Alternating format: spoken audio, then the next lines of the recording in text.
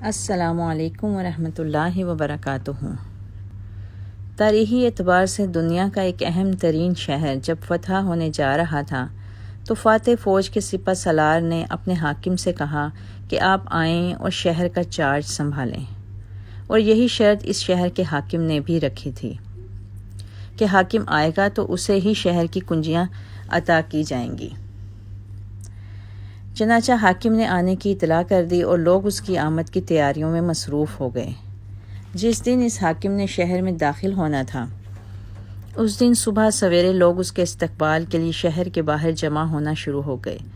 دن چڑھے، دور گرد کا غبار اٹھا تو لوگوں کو لگا کہ حاکم کی سواری آ گئی۔ جب غبار چھٹا تو دیکھا کہ ایک اونٹنی کی مہار تھامے ایک شخص پیدل چلا آ رہا ہے، جبکہ دوسرا شخص اس اونٹنی پر سوار ہے۔ پیدل چلنے والے کے جسم پر جو پوشاک تھی اس پر 14 پیوند لگے تھے۔ پاؤں کیچڑ میں لت پت ہونے کی وجہ سے جوتے ہاتھ میں پکڑ رکھے تھے اور دوسرے ہاتھ سے اونٹنی کو کھینچتا چلا آ رہا تھا۔ سپہ سالار نے جب انہیں دیکھا تو پکار اٹھا، اے بیت المقدس والو، تیار ہو جاؤ، ہمارا حاکم عمر فاروق رضی اللہ تعالی عنہ آن پہنچے ہیں۔ بیت المقدس والے رومی حکمرانوں کے ٹھاٹھ سے واقف تھے۔ یہ منظر ان کے لیے ناقابل یقین تھا۔ پوچھا کہ عمر وہ ہے جو اونٹنی پر سوار ہے؟ جواب ملا، نہیں، اونٹنی پر سوار تو کوئی خادم ہے، عمر تو وہ ہے جو پیدل چلا آ رہا ہے۔ لوگوں میں چہ مگوئیاں شروع ہو گئیں۔ سپہ سالار نے اپنے سامان سے قیمتی پوشاک نکالی اور گھوڑا دوڑا کر عمر کے پاس پہنچا اور کہا کہ آپ یہ پوشاک پہن لیں تاکہ شہر والوں پر رعب پڑ سکے۔ عمر نے جواب دیا کہ عزت کا معیار اس پوشاک میں نہیں بلکہ اللہ کی فرما برداری میں ہے۔ جب وہ شہر میں داخل ہوئے تو لوگوں نے پوچھا کہ غلام اونٹنی پر سوار کیوں تھا؟ جواب ملا کہ سفر طویل تھا، ہمارے پاس سامان کے کچھ تھیلے تھے جن میں ستو، پانی اور کھجوریں تھیں۔ اونٹنی ایک تھی اور مسافر دو، اور ایک وقت میں سامان کے ساتھ صرف ایک ہی بیٹھ سکتا تھا۔ طے ہوا کہ ایک منزل ایک مسافر اونٹنی پر سوار ہوگا اور دوسری منزل دوسرا مسافر۔ اتفاق یہ ہوا کہ جب بیت المقدس داخل ہونے لگے تو اونٹنی پر سوار ہونے کی باری غلام کی تھی۔ اس نے کہا بھی کہ وہ پیدل چل لے گا، لیکن میرے ضمیر نے گوارا نہ کیا۔ سبحان اللہ۔ جی ہاں، یہ تھے حضرت عمر رضی اللہ تعالی عنہ، جو 22 لاکھ مربع میل پر پھیلے رقبے کے حکمران تھے۔ یہ تھے وہ صحابہ کہ جن کی تربیت خود پیارے نبی صلی اللہ علیہ وآلہ وسلم نے خود کی تھی۔ یہ دنیا اگر 7 مرتبہ بھی بنائی جائے تو عمر جیسا ایک بھی حکمران پیدا نہ کر سکے گی، کیونکہ عمر رضی اللہ تعالیٰ عنہ کے پاس اللہ کی ہدایت اور نبی کریم صلی اللہ علیہ وآلہ وسلم کی ٹریننگ تھی۔ پیارے نبی صلی اللہ علیہ وآلہ وسلم کے تمام صحابہ، خلفائے راشدین اور امہات المومنین ہمارے سر کے تاج اور رہنمائی کے روشن ستارے ہیں۔ اللہ تعالیٰ ہمیں ان کے نقش پا پر چلنے کی توفیق عطا فرمائے۔ سیدنا فاروق اعظم کی مبارک زندگی اسلامی تاریخ کا وہ روشن باب ہے جس نے ہر تاریخ کو پیچھے چھوڑ دیا ہے۔ آپ رضی اللہ تعالی عنہ فاتح فارس و القدس و شام و کیسر و کسریٰ، سسر رسول صلی اللہ علیہ وسلم اور داماد علی مرتضیٰ رضی اللہ تعالی عنہ، دعائے رسول صلی اللہ علیہ وسلم، جانشین صدیق رضی اللہ تعالی عنہ، مراد نبی صلی اللہ علیہ وسلم، شہید منبر و محراب رسول صلی اللہ علیہ وسلم، انتخاب رب العالمین اور خلیفہ دوم اور میدان عدالت کے نیر و تاباں تھے۔ آپ رضی اللہ تعالی عنہ کا نام عمر اور ابو حفص آپ کی کنیت تھی۔ فاروق آپ کا لقب تھا، والد کا نام خطاب اور والدہ کا نام ختمہ تھا۔ حضرت عمر رضی اللہ تعالی عنہ کا خاندان ایام جاہلیت سے نہایت ممتاز تھا۔ آپ رضی اللہ تعالی عنہ کے جد اعلیٰ عدی عرب کے باہمی تنازعات میں ثالث مقرر ہوا کرتے تھے، اور قریش کو کسی قبیلے کے ساتھ کوئی ملکی معاملہ پیش آ جاتا تو سفیر بن کر جایا کرتے تھے، اور یہ دونوں منصب عدی کے خاندان میں نسلاً بعد نسلاً چلے آ رہے تھے۔ ددیال کی طرح حضرت عمر رضی اللہ تعالیٰ عنہ کا ننیال بھی نہایت معزز خاندان سے تعلق رکھتا تھا۔ آپ رضی اللہ تعالیٰ عنہ کی والدہ ختمہ ہاشم بن مغیرہ کی بیٹی تھیں، اور مغیرہ اس درجہ کے آدمی تھے کہ جب قریش کسی قبیلہ سے نبرد آزمائی کے لیے جاتے تھے تو فوج کا اہتمام انہی کے متعلق ہوتا تھا۔ حضرت عمر رضی اللہ تعالیٰ عنہ ہجرت نبوی سے 40 برس پہلے پیدا ہوئے۔ نسبدانی، سپہ گری، پہلوانی اور خطابت میں مہارت حاصل کی، خصوصاً شہ سواری میں کمال حاصل کیا۔ اسی زمانے میں انہوں نے لکھنا پڑھنا بھی سیکھ لیا تھا، چنانچہ زمانہ جاہلیت میں جو لوگ لکھنا پڑھنا جانتے تھے ان میں سے ایک حضرت عمر رضی اللہ تعالیٰ عنہ بھی تھے۔ تعلیم و تعلم سے فارغ ہونے کے بعد فکر معاش کی طرف متوجہ ہوئے۔ عرب میں لوگوں کا ذریعہ معاش زیادہ تر تجارت تھا، اس لیے انہوں نے بھی یہی شغل اختیار کیا اور اسی سلسلہ میں دور دراز ممالک کا سفر کیا۔ اس سے آپ کو بڑے تجربے اور فوائد حاصل ہوئے۔ آپ کی خودداری، بلند حوصلگی، تجربہ کاری اور معاملہ فہمی اسی کا نتیجہ تھی، اور انہی اوصاف کی بنا پر قریش نے آپ کو سفارت کے منصب پر مامور کیا تھا۔ قبائل میں جب کوئی پیچیدگی پیدا ہو جاتی تو آپ رضی اللہ تعالی عنہ ہی سفیر بن کر جاتے تھے اور اپنی غیر معمولی فہم و تدبر اور تجربہ سے اس عقدہ کو حل کرتے تھے۔ حضرت عمر رضی اللہ تعالیٰ عنہ کا 27واں سال تھا کہ ریگستان عرب میں آفتاب اسلام چمکا اور مکہ کی گھاٹیوں سے توحید کی صدا بلند ہوئی۔ حضرت عمر رضی اللہ تعالیٰ عنہ کے لیے یہ آواز نہایت نامانوس تھی، اس لیے سخت برہم ہوئے، یہاں تک کہ جس کی نسبت معلوم ہو جاتا کہ یہ مسلمان ہو گیا ہے اس کے دشمن بن جاتے۔ ان کے خاندان کی ایک کنیز بسینہ نامی مسلمان ہو گئی تھی، اس کو اتنا مارتے کہ مارتے مارتے تھک جاتے۔ بسینہ کے سوا اور جس پر قابو چلتا زود و کوب سے دریغ نہیں کرتے تھے، لیکن اسلام کا نشہ ایسا نہ تھا جو چڑھ کر اتر جاتا۔ ان تمام سختیوں سے ایک شخص کو بھی وہ اسلام سے بددل نہ کر سکے۔ حضرت عمر رضی اللہ تعالی عنہ کا قبول اسلام۔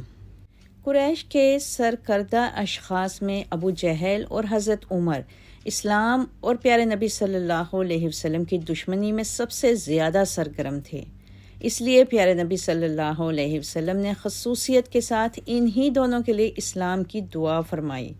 اللہم اعز الاسلام بعہد الرجلین اما ابن ہشام و اما عمر بن خطاب، یعنی اے اللہ اسلام کو ابو جہل یا عمر بن خطاب سے معزز کر، مگر یہ دولت تو حکم الہی سے حضرت عمر رضی اللہ تعالیٰ عنہ کی قسمت میں لکھ دی گئی تھی، تو ابو جہل کی قسمت میں کیسے آتی؟ اس دعا کا اثر یہ ہوا کہ کچھ دنوں کے بعد اسلام کا یہ سب سے بڑا دشمن اس کا سب سے بڑا دوست اور سب سے بڑا جانثار بن گیا، یعنی حضرت عمر رضی اللہ تعالیٰ عنہ کا دامن دولت ایمان سے بھر گیا۔ ایک مشہور واقعہ جو ہم سب اپنے بچپن کے زمانے سے سنتے آتے ہیں، جو حضرت عمر رضی اللہ تعالیٰ عنہ کے قبول اسلام کی وجہ بنا، جب ایک دفعہ حضرت عمر رضی اللہ تعالیٰ عنہ انتہائی سختیوں کے باوجود ایک شخص کو بھی اسلام سے بددل نہ کر سکے تو آخرکار مجبور ہو کر نعوذ باللہ خود پیارے نبی صلی اللہ علیہ وسلم کے قتل کا ارادہ کیا اور تلوار کمر سے لگا کر سیدھے رسول اللہ صلی اللہ علیہ وسلم کی طرف چلے۔ راہ میں اتفاقاً نعیم بن عبداللہ مل گئے، ان کے تیور دیکھ کر پوچھا خیر تو ہے؟ بولے محمد صلی اللہ علیہ وسلم کا فیصلہ کرنا چاہتا ہوں۔ انہوں نے کہا کہ پہلے اپنے گھر کی تو خبر لو، خود تمہاری بہن اور بہنوئی اسلام لا چکے ہیں۔ فوراً پلٹے اور بہن کے یہاں پہنچے، وہ قرآن پڑھ رہی تھیں، ان کی آہٹ پا کر خاموش ہو گئیں۔ قرآن کے اجزاء چھپا دیے لیکن آواز ان کے کانوں میں پڑ چکی تھی۔ بہن سے پوچھا یہ کیسی آواز تھی؟ بولی کچھ نہیں۔ انہوں نے کہا میں سن چکا ہوں کہ تم دونوں مرتد ہو گئے ہو۔ یہ کہہ کر بہنوئی سے دست و گرے باں ہو گئے اور جب ان کی بہن بچانے کو آئیں تو ان کی بھی خبر لی، یہاں تک کہ ان کا جسم لہو لہان ہو گیا، لیکن اسلام کی محبت پر ان کا کچھ اثر نہ ہوا۔ بولی عمر جو بن آئے کر لو، لیکن اسلام اب دل سے نہیں نکل سکتا۔ ان الفاظ نے حضرت عمر کے دل پر خاص اثر کیا۔ بہن کی طرف محبت کی نگاہ سے دیکھا، ان کے جسم سے خون جاری تھا۔ اسے دیکھ کر اور بھی رکت طاری ہوئی۔ فرمایا تم لوگ جو پڑھ رہے تھے مجھے بھی سناؤ۔ جب قرآن پڑھ کے سنایا گیا تو دل کی دنیا ہی بدل گئی۔ یہ وہ زمانہ تھا جب رسول اللہ صلی اللہ علیہ وسلم ارقم کے مکان پر جو سو کوہ صفا کے نیچے واقع تھا پناہ گزین تھے۔ حضرت عمر نے آستانہ مبارک پر پہنچ کر دستک دی۔ چونکہ شمشیر بکف تھے، صحابہ کو تردد ہوا، لیکن حضرت حمزہ نے کہا آنے دو، مخلصانہ آیا ہے تو بہتر ہے، ورنہ اسی کی تلوار سے اس کا سر قلم کر دوں گا۔ حضرت عمر نے اندر قدم رکھا تو رسول اللہ خود آگے بڑھے اور ان کا دامن پکڑ کر فرمایا کیوں عمر، کس ارادے سے آئے ہو؟ نبوت کی پرجلال آواز نے ان کو کپکپا دیا۔ نہایت خضوع کے ساتھ عرض کیا ایمان لانے کے لیے۔ پیارے نبی صلی اللہ علیہ وسلم نے بے ساختہ اللہ اکبر کا نعرہ اس زور سے مارا کہ مکہ کی تمام پہاڑیاں گونج اٹھیں۔ آپ 40ویں مسلمان تھے جنہوں نے اسلام قبول کیا۔ حضرت عمر رضی اللہ تعالیٰ عنہ کے مسلمان ہو جانے سے اسلام کی تاریخ میں ایک نیا دور شروع ہو گیا۔ اس وقت مسلمان مکہ میں نہایت بے بسی و مجبوری کے عالم میں تھے۔ اعلانیہ فرائض مذہبی ادا کرنا تو درکنار، اپنے آپ کو مسلمان ظاہر کرنا بھی خطرے سے خالی نہ تھا، اور کعبہ میں نماز پڑھنا تو بالکل ناممکن تھا۔ حضرت عمر رضی اللہ تعالیٰ عنہ کے اسلام لانے سے ایک دم اچانک دفتن حالت بدل گئی۔ انہوں نے اعلانیہ اپنے اسلام کا اظہار کیا، یہاں تک کہ مسلمانوں کی جماعت کے ساتھ برابر کعبہ میں جا کر نماز ادا کی۔ یہ پہلا موقع تھا کہ حق باطل کے مقابلہ میں سر بلند ہوا، اور حضرت عمر رضی اللہ تعالیٰ عنہ کو اس صلہ میں دربار نبوت سے فاروق کا لقب مرحمت ہوا۔ آپ رضی اللہ تعالیٰ عنہ کے اسلام لانے پر فرشتوں نے بھی خوشیاں منائی۔ ہجرت کے موقع پر کفار مکہ کے شر سے بچنے کے لیے سب نے خاموشی سے ہجرت کی، مگر آپ رضی اللہ تعالیٰ عنہ کی غیرت ایمانی نے چھپ کر ہجرت کرنا گوارا نہیں کیا۔ آپ رضی اللہ تعالیٰ عنہ نے تلوار ہاتھ میں لی، کعبہ کا طواف کیا اور کفار کے مجمع کو مخاطب کر کے کہا تم میں سے اگر کوئی شخص یہ چاہتا ہو کہ اس کی بیوی بیوہ ہو جائے، اس کے بچے یتیم ہو جائیں، تو وہ مکہ سے باہر آ کر میرا راستہ روک کر دیکھ لے۔ مگر کسی بھی کافر کو ہمت نہ پڑی کہ آپ کا راستہ روک سکے۔ رسول اللہ صلی اللہ علیہ وآلہ وسلم نے آپ رضی اللہ تعالیٰ عنہ کو مخاطب کرتے ہوئے ایک دفعہ ارشاد فرمایا کہ قسم ہے اس ذات کی جس کے قبضہ قدرت میں میری جان ہے، آپ جس راستے پر چلتے ہیں شیطان وہ راستہ چھوڑ کر دوسرا راستہ اختیار کر لیتا ہے۔ ہجرت کے بعد سیدنا عمر فاروق رضی اللہ تعالیٰ عنہ تمام غزوات میں رسول اللہ صلی اللہ علیہ وآلہ وسلم کے ساتھ رہے۔ آپ صلی اللہ علیہ وآلہ وسلم نے فرمایا یہ دونوں میری آنکھیں اور کان ہیں، ایک سے دیکھتا ہوں ایک سے سنتا ہوں۔ یہ الفاظ پیارے نبی صلی اللہ علیہ وآلہ وسلم نے سیدنا حضرت ابو بکر صدیق اور حضرت عمر فاروق رضی اللہ تعالیٰ عنہما کے لیے ادا کیے۔ حضرت عمر فاروق رضی اللہ تعالیٰ عنہ چاہتے تھے کہ مسلمان شراب کو ہاتھ نہ لگائیں۔ وہ شراب کو بہت سخت ناپسند کرتے تھے اور چاہتے تھے کہ مسلمان بھی اس چیز کو استعمال کرنا چھوڑ دیں۔ آپ رضی اللہ تعالیٰ عنہ نے اللہ سے دعا فرمائی تو اللہ تعالیٰ نے سورہ بقرہ میں آیت نازل فرمائی۔ ترجمہ: شراب میں نقصانات زیادہ ہیں، فائدے کم ہیں۔ آپ رضی اللہ تعالیٰ عنہ نے پھر دعا فرمائی تو یہ آیت نازل ہوئی۔ سورہ نساء: جب تم نشہ کی حالت میں ہو تو نماز کے قریب نہ جاؤ۔ تیسری مرتبہ آپ رضی اللہ تعالیٰ عنہ نے انتہائی التجا کی تو یہ آیت نازل ہوئی، اے ایمان والو، شراب اور جوا، بت پرستی اور فال، یہ تمام شیطان کے گندے کام ہیں، سو ان سے بچتے رہو تاکہ تم نجات پاؤ۔ شیطان تو یہی چاہتا ہے کہ شراب اور جوئے کے ذریعے تم میں دشمنی اور بغض ڈال دے اور تمہیں اللہ کی راہ سے اور نماز سے روکے، سو اب بھی باز آ جاؤ۔ منافق کی نماز جنازہ کے بارے میں روایت ہے کہ عبداللہ بن ابی جو بہت بڑا منافق تھا بلکہ اسے منافقوں کا سردار کہا جاتا تھا، جب وہ مر گیا تو اس کے بیٹے عبداللہ جو ایک سچے مسلمان اور رسول اللہ صلی اللہ علیہ وآلہ وسلم کے صحابی تھے، نور مجسم رسول کریم صلی اللہ علیہ وآلہ وسلم کی خدمت میں حاضر ہوئے اور عرض کی، یا رسول اللہ صلی اللہ علیہ وسلم، میرے والد کا انتقال ہو گیا ہے، آپ صلی اللہ علیہ وآلہ وسلم اپنا کرتا عطا کر دیں تو میں اپنے باپ کو اس کا کفن پہنا دوں۔ آپ صلی اللہ علیہ وآلہ وسلم نے کرتا عطا فرما دیا، پھر التجا کی کہ نماز جنازہ بھی آپ پڑھا دیں۔ آپ صلی اللہ علیہ وآلہ وسلم نے یہ خواہش بھی پوری کرنے کے لیے جنازہ کی نماز پڑھنے کے لیے اٹھ کھڑے ہوئے۔ سیدنا عمر رضی اللہ تعالیٰ عنہ نے دامن پکڑ لیا اور عرض کیا کہ یا رسول اللہ، اللہ تعالیٰ نے منافق کی نماز جنازہ پڑھنے کے لیے منع فرمایا ہے، اس لیے آپ صلی اللہ علیہ وآلہ وسلم اس کی نماز جنازہ نہ پڑھائیں، اور سورہ توبہ کی اس آیت کا حوالہ بھی دیا۔ ترجمہ: تو ان کے لیے بخشش مانگ یا نہ مانگ، اگر تو ان کے لیے 70 بار بھی بخشش مانگے تب بھی اللہ تعالیٰ ان کو نہیں بخشے گا، اس لیے کہ وہ اللہ اور اس کے رسول کے منکر ہیں۔ اللہ تعالیٰ ایسے لوگوں کو ہدایت نہیں دیتا۔ رسول اللہ صلی اللہ علیہ وآلہ وسلم نے حضرت عمر کی بات سن کر فرمایا کہ اے عمر، مجھے اختیار دیا گیا ہے، میں اس لیے اس کے لیے بخشش مانگوں گا۔ آپ صلی اللہ علیہ وآلہ وسلم نے جنازہ کی نماز پڑھائی، اس پر ایک اور آیت نازل ہوئی۔ ترجمہ: اور نماز نہ پڑھ ان میں سے کسی کی جو مر جائے کبھی اور نہ کھڑا ہو اس کی قبر پر، وہ منکر ہیں اللہ اور اس کے رسول کے، اور وہ نافرمان ہو کر مر گئے۔ کہا جاتا ہے کہ یہ آیت حضرت عمر فاروق رضی اللہ تعالیٰ عنہ کی تائید میں نازل ہوئی، یعنی اللہ تعالیٰ نے حضرت عمر رضی اللہ تعالیٰ عنہ کی مرضی اور کہنے کو پسند فرمایا۔ بعض معاملہ میں حضرت عمر رضی اللہ تعالیٰ عنہ کی خواہش کے مطابق وحی نازل ہوتی تھی۔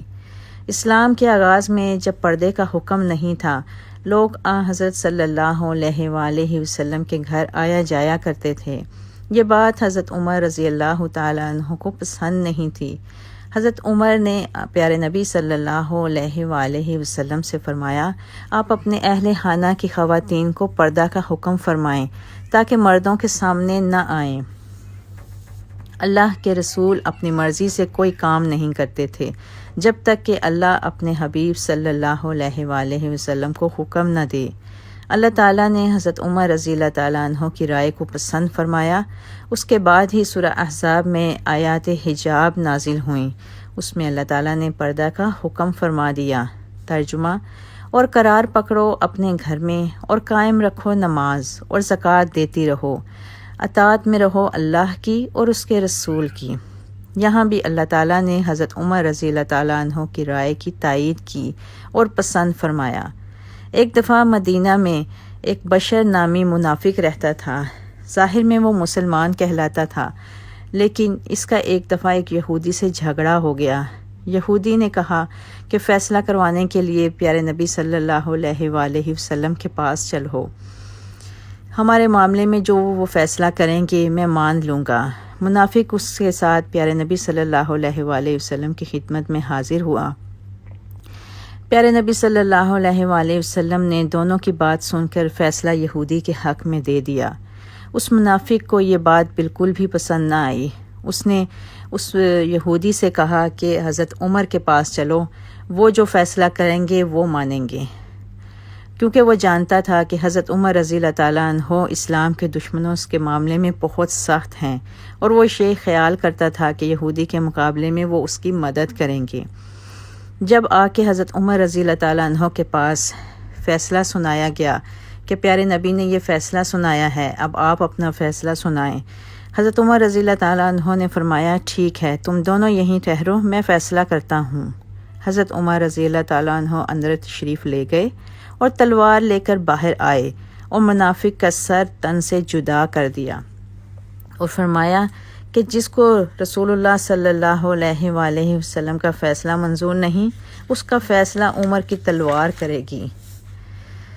جب اس واقعے کی خبر مدینے میں پھیلی تو منافقین نے حضرت عمر رضی اللہ تعالیٰ عنہ کے خلاف خوب بڑھ چڑھ کر واویلا کیا اور کہا اور یہ ثابت کرنے کی کوشش کی کہ فاروق اعظم نے ایک مسلمان کو قتل کر دیا ہے۔ جب پیارے نبی تک یہ اطلاع پہنچی تو آپ صلی اللہ علیہ وآلہ وسلم نے فرمایا، عمر کی تلوار سے مسلمان قتل نہیں ہو سکتا۔ حضرت عمر رضی اللہ تعالیٰ عنہ کے اس فیصلے کی تائید میں وحی نازل ہو گئی۔ ترجمہ سورہ نساء: قسم ہے رب کی وہ مومن نہ ہوں گے یہاں تک کہ تجھ کو ہی منصف نہ جانیں آپس کے ہر جھگڑے میں۔ سرکار دو عالم صلی اللہ علیہ وآلہ وسلم ایک دفعہ سیدنا عمر فاروق رضی اللہ تعالیٰ عنہ کے ساتھ عمرہ کے لیے تشریف لے گئے۔ آپ صلی اللہ علیہ وسلم نے حضرت عمر کو وہ پتھر دکھایا جس پر کھڑے ہو کر سیدنا ابراہیم علیہ السلام نے بیت اللہ کی تعمیر کی تھی۔ حضرت عمر اس پتھر پر حضرت ابراہیم علیہ السلام کے قدموں کے نشان دیکھ کر بے قرار ہو گئے اور عرض کیا کہ یا رسول اللہ، میرا جی چاہتا ہے کہ اس مقام پر کھڑے ہو کر اللہ تعالیٰ کے حضور 2 رکعت شکرانے کے نفل پڑھوں۔ اللہ تعالیٰ نے سیدنا عمر فاروق رضی اللہ تعالیٰ عنہ کی اس خواہش کے مطابق فوراً ہی آیت نازل فرمائی۔ سورہ بقرہ میں اللہ تعالیٰ فرماتا ہے، اور مقام ابراہیم کو نماز کی جگہ بناؤ۔ اللہ تعالیٰ نے حضرت عمر فاروق رضی اللہ تعالیٰ عنہ کی خواہش کو پورا کر دیا۔ قیامت تک کے لیے آنے والے زائرین مکہ کے لیے مقام ابراہیم کو نماز کی جگہ بنا دیا۔ حضرت علی رضی اللہ تعالیٰ عنہ فرماتے ہیں کہ جب کبھی تم صالحین کا ذکر کرو تو عمر رضی اللہ تعالیٰ عنہ کو کبھی فراموش نہ کرو۔ ممکن ہے کہ ان کا قول الہام ہو اور وہ فرشتے کی زبانی بات کر رہے ہوں۔ سبحان اللہ۔ سن 10 ہجری میں پیارے نبی صلی اللہ علیہ وآلہ وسلم حجۃ الوداع کے لیے تشریف لے گئے۔ حضرت عمر رضی اللہ تعالیٰ عنہ بھی ہم رکاب تھے۔ اس حج سے واپس آنے کے بعد ابتداء ماہ ربیع الاول میں دوشنبہ کے دن پیارے نبی صلی اللہ علیہ وسلم بیمار ہو گئے اور 10 روز کی مختصر علالت کے بعد 9 ربیع الاول دوشنبہ کے دن دوپہر کے وقت آپ صلی اللہ علیہ وسلم کا وصال ہو گیا۔ عام روایت ہے کہ حضرت عمر رضی اللہ تعالیٰ عنہ نے مسجد نبوی میں اعلان کیا کہ جو شخص یہ کہے گا کہ پیارے نبی صلی اللہ علیہ وسلم نے وفات پائی، میں اس کو قتل کر دوں گا۔ شاید اس میں یہ بھی مصلحت ہو کہ منافقین کو فتنہ پردازی کا موقع نہ ملے۔ پھر بھی فتنہ ثقیفہ بنی ساعدہ کھڑا ہو ہی گیا۔ آخر حضرت عمر رضی اللہ تعالیٰ عنہ اور حضرت ابوبکر صدیق رضی اللہ تعالیٰ عنہ نے وقت پر پہنچ کر اپنی عقل سلیم سے اس معاملے کو سلجھایا، اور کیا عجب تھا کہ یہی فتنہ شمع اسلام کو ہمیشہ کے لیے گل کر دیتا۔ لیکن انصار کے ساتھ بہت بحث و مباحثہ کے بعد حضرت عمر رضی اللہ تعالیٰ عنہ نے حضرت ابوبکر صدیق کے ہاتھ پر بیعت کی، اور اس کے بعد سب لوگوں نے آپ کی حمایت کرتے ہوئے حضرت ابوبکر صدیق رضی اللہ تعالیٰ عنہ کے ہاتھ پر بیعت کی۔ حضرت ابوبکر صدیق رضی اللہ تعالیٰ عنہ کی خلافت صرف 2.25 برس رہی۔ ان کے عہد میں جس قدر بڑے بڑے کام انجام پائے، سب میں حضرت عمر رضی اللہ تعالیٰ عنہ شریک رہے۔ قرآن پاک کی تدوین کا کام خاص ان کے مشورہ اور اصرار سے عمل میں آیا۔ غرض حضرت ابوبکر صدیق رضی اللہ تعالیٰ عنہ کو اپنے عہد خلافت میں تجربہ ہو چکا تھا کہ منصب خلافت کے لیے عمر فاروق رضی اللہ تعالیٰ عنہ سے زیادہ کوئی شخص موزون نہیں ہو سکتا۔ چنانچہ انہوں نے وفات کے قریب اکابر صحابہ سے مشورہ کے بعد حضرت عمر رضی اللہ تعالیٰ عنہ کو اپنے بعد خلیفہ نامزد کیا اور آئندہ کے لیے مفید اور مؤثر نصیحتیں کی، جو حضرت عمر رضی اللہ تعالیٰ عنہ کے لیے نہایت عمدہ دستور العمل ثابت ہوئیں۔ حضرت ابوبکر صدیق رضی اللہ تعالیٰ عنہ نے 63 سال کی عمر میں وفات پائی اور حضرت عمر رضی اللہ تعالیٰ عنہ مسند آرائے خلافت ہوئے۔ آپ نے حکومت کے انتظام و انصرام میں بے مثال عدل و انصاف، حکومت کی سخت نگرانی، رعایا کے حقوق کی پاسداری، اخلاص نیت و عمل، جہاد فی سبیل اللہ، زہد و عبادت، تقوی اور خوف و خشیت الہی اور دعوت کے میدانوں میں ایسے ایسے کارنامے ہائے انجام دیے کہ انسانی تاریخ ان کی مثال پیش کرنے سے قاصر ہے۔ انسانی رویوں کی گہری پہچان، رعایا کے ہر فرد کے احوال سے ہر وقت آگاہی اور حق و انصاف کی راہ میں کوئی رکاوٹ برداشت نہ کرنے کے اوصاف میں کوئی بھی شخص حکمران فاروق اعظم کا ثانی نہیں۔ آپ اپنے بے مثال رعب و جلال اور دبدبہ کے باوصف نہایت درجہ سادگی اور تواضع کا پیکر تھے۔ آپ کا قول ہے کہ ہماری عزت اسلام کی باعث ہے، دنیا کی چکا چوند کے باعث نہیں۔ سیدنا عمر فاروق رضی اللہ تعالیٰ عنہ کے بعد آنے والے حکمرانوں میں سے جس نے بھی کامیاب حکمران بننے کی خواہش کی، اسے فاروق اعظم کے قائم کردہ ان زرعی اصولوں کو مچھلے راہ بنانا پڑا، جنہوں نے اس عہد کے مسلمانوں کی تقدیر بدل کر رکھ دی۔